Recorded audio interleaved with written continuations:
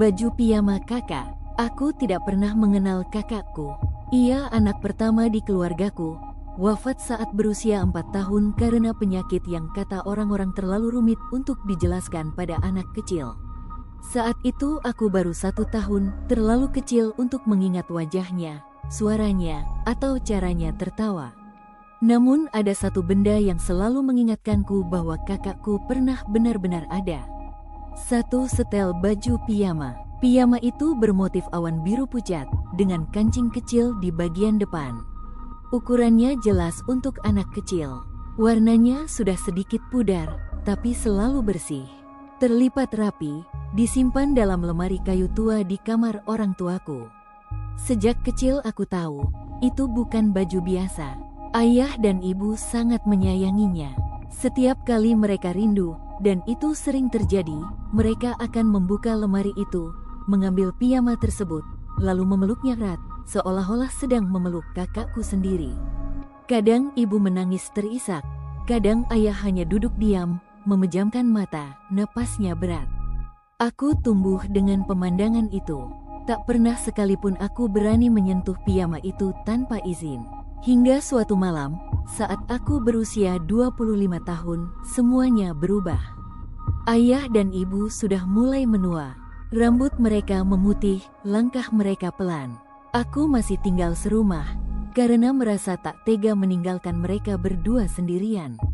Suatu malam, hujan turun deras. Listrik padam, rumah kami sunyi, hanya suara air hujan yang menghantam genteng. Sekitar pukul 12 malam, aku terbangun karena suara gesekan, seperti kain yang ditarik pelan dari dalam kamar orang tuaku. Awalnya kupikir ibu sedang mengambil selimut, namun suara itu berulang, pelan, teratur. Aku bangkit, membuka pintu kamar. Lorong gelap, hanya diterangi cahaya lilin kecil dari ruang tengah. Saat aku melangkah mendekati kamar orang tua, aku berhenti. Pintu kamar mereka terbuka sedikit. Dan dari celah pintu itu, aku melihat sesuatu yang membuat dadaku terasa dingin. Lemari kayu tua terbuka, padahal aku yakin, lemari itu selalu terkunci rapat. Aku memanggil pelan, "Bu, Pak." Tak ada jawaban. Aku memberanikan diri mendorong pintu. Di dalam kamar, ayah dan ibu tertidur nyenyak di ranjang mereka.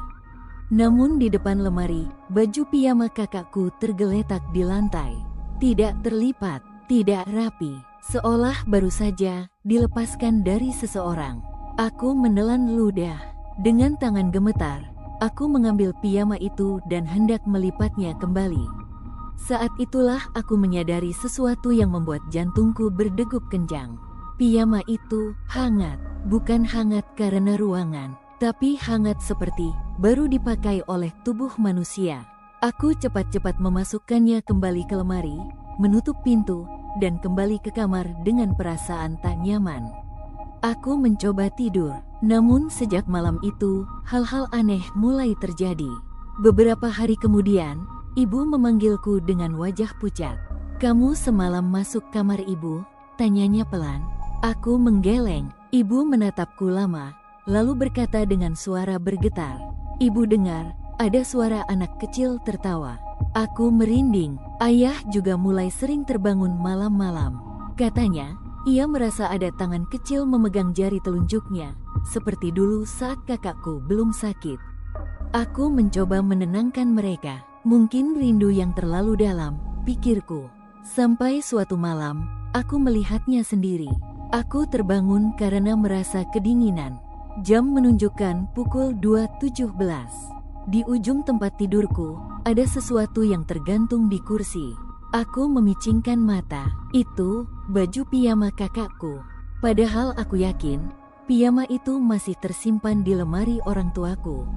Kancing-kancingnya terpasang rapi. Lengan bajunya sedikit bergerak, seolah ada angin, atau seolah ada tangan kecil di dalamnya. Aku ingin berteriak, namun suaraku tercekat. Lalu terdengar suara sangat pelan, sangat dekat. "Adik." Aku menangis dalam diam. Keesokan paginya, aku menceritakan semuanya pada ayah dan ibu. Ibu langsung terisak. Ayah terdiam lama. "Ayah dan ibu salah," kata ayah akhirnya. Kami terlalu lama menahan dia di sini. Kami memutuskan melakukan doa bersama, mengundang Romo Pandita untuk memimpin ritual pelepasan. Piyama itu diletakkan di tengah ruang keluarga. Saat doa dibacakan, angin dingin berembus tiba-tiba. Lilin bergetar hebat, dan untuk sesaat, aku melihat bekas lekukan tubuh kecil di dalam piyama itu. Seperti ada seseorang yang berdiri, lalu perlahan menghilang. Sejak malam itu, rumah kami kembali tenang. Piyama kakakku tidak lagi disimpan. Kami mengikhlaskannya, namun kadang, saat malam sangat sunyi, saat hujan turun perlahan, aku masih bisa mencium aroma kain bersih. Dan dari sudut rumah, seakan ada tawa kecil yang semakin menjauh. Bukan menakutkan, hanya perpisahan yang terlambat.